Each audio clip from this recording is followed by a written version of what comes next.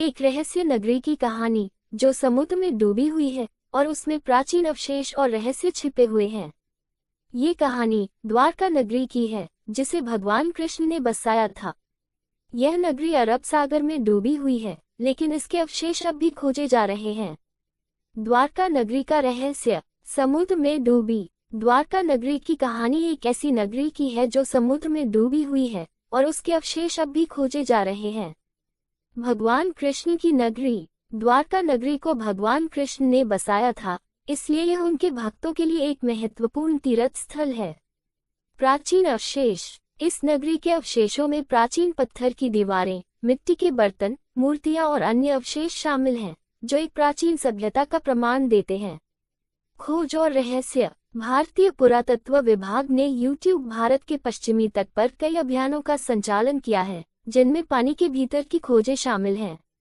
इन खोजों में उन्होंने द्वारका नगरी के अवशेषों को पाया है, लेकिन यह अभी भी अनिश्चित है कि क्या ये खोजें वास्तव में द्वारका के अवशेष हैं। रहस्यमय कुएं। द्वारका में 5 रहस्यमय कुएं हैं, जिन्हें 5 पांडवों के कुएं भी कहा जाता है। इन कुओं में मीठा पानी होता है, जबकि वे अरब सागर और गोमती नदी के खारे पानी के बीच स्थित हैं। कहानी का सार। द्वारका नगरी की कहानी एक रहस्यमय और अद्भुत नगरी की है जो समुद्र में डूबी हुई है, लेकिन उसके अवशेष अभी भी खोजे जा रहे हैं। ये कहानी भारत के प्राचीन इतिहास और संस्कृति का एक महत्वपूर्ण हिस्सा है, और यह हमें उस समय की याद दिलाती है जब यह नगरी फलती फूलती थी। द्वारका लगभग 5000 साल पुरानी है। कुछ पौराणिक स्रोतों के अनुसार द्वारका की स्थापना भगवान कृष्ण ने द्वापर युग में की थी।